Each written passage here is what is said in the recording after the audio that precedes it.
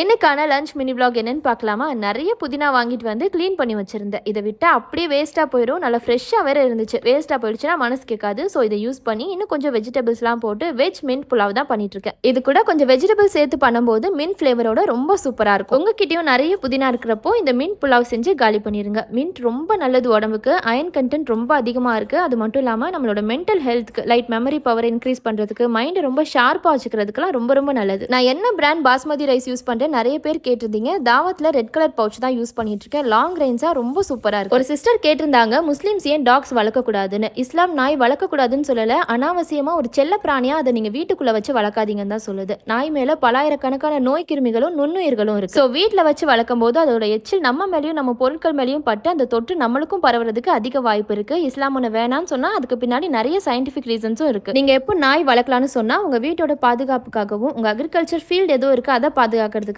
காட்டு விலங்குகளை வேட்டையாடுறதுக்காக நீங்க தாராளமா நாய் வளர்க்கலாம். அப்போ வீட்டு வாசல கட்டாம வீட்டுக்கு பின்னாடியோ இல்லை கொஞ்சம் டிஸ்டன்ஸோட வளர்க்குறது தான் நல்லது. பார்த்துட்டு இருக்க சிலருக்கு டாக்ஸ்னா பிடிச்சிருக்கலாம். யாரையாச்சும் ஹர்ட் பண்ணியிருந்தேன்னா ரியலி சாரி. மின்ட் புலாவோட ரெசிபி அடுத்த ஷார்ட்ஸ்ல ஷேர் பண்றேன். பாய்.